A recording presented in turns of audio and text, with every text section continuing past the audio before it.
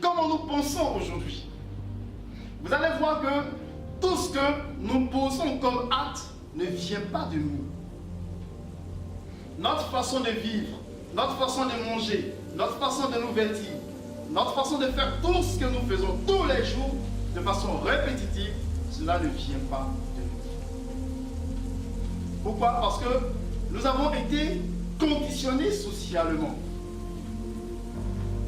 Et regardez, quand nous allons aborder tout à l'heure l'aspect comment nous pensons aujourd'hui en société, vous allez voir que nous pensons toujours à travers le monde extérieur, à travers ce qui nous entoure.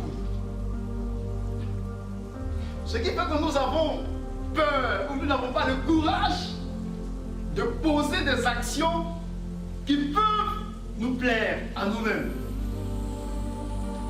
Beaucoup ont peur de s'engager. Pourquoi? Parce que l'acte posé n'est pas en conformité avec la morale, avec la société, avec la censure. Alors, il y a le scientifique Bruce Lipton, je crois, oui, qui explique que l'homme n'est pas déterminé dans la philosophie, dans la pensée moderne. L'homme est déterminé par les gènes de ses parents. Donc on dira par exemple que X ressemble à son père. X pose les actes de son père. Donc X ne se reconnaît pas comme sujet pensant. Mais sa pensée est conditionnée par celle de ses parents. Donc du coup, ce sont les gènes qui nous influencent. Ce sont les gènes qui déterminent notre personnalité, notre nature réelle. Et Bruce Lipton dit non. Il se rapproche plus de la pensée antique.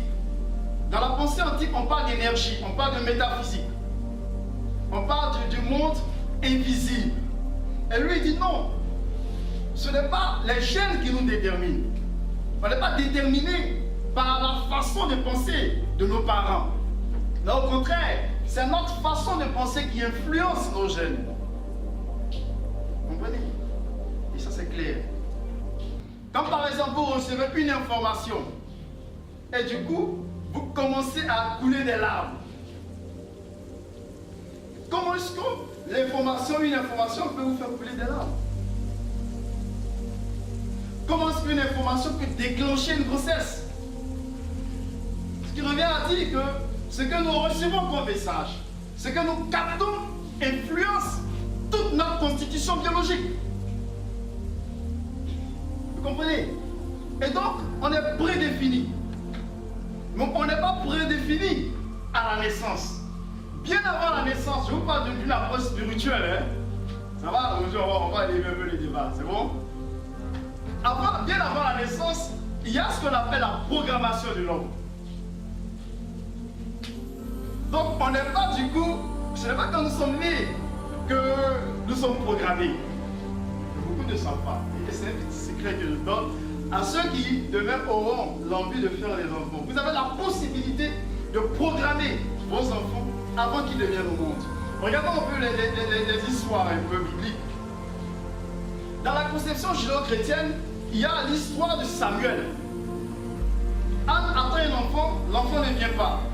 Et elle dit à Dieu, elle lui dit, l'enfant que tu me donnes, si tu me donnes l'enfant, je te le consacre. Donc l'enfant t'appartient. Donc regardez, le choix de Samuel, il est prédéfini avant même sa naissance. Donc du coup, quand Samuel sort du ventre de la mère, on l'amène au temple. Il y reste pendant toute sa vie, il grandit. Il grandit dans la symbiose de Dieu. Il grandit dans la relation avec Dieu. Donc lui, il ne pouvait rien faire d'autre que ce pourquoi il a été programmé. La mère de Moïse, quand Moïse naît, elle le regarde. Elle voit que c'est un joli garçon qui peut apporter un plus en Israël. Elle dit, ok, celui-là, je l'envoie par une stratégie. Il reste chez les parents pour apprendre la science, mais c'est moi qui fais son éducation. Du coup, Moïse est programmé pour libérer Israël. Vous voyez comment les programmations se font? Donc, beaucoup sont programmés avant même leur naissance. Et c'est ça l'exemple du Christ, de Jésus. Avant qu'il ne naisse, l'ange vient et l'ange dit à Marie, l'enfant qui naîtra de toi, il sera appelé fils du Très-Haut. Voilà ce qu'il fera.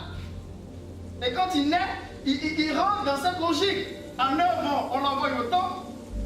Et lui, carrément, il abandonne ses parents il revient pour sa mission. Pourquoi? Parce qu'il a été programmé.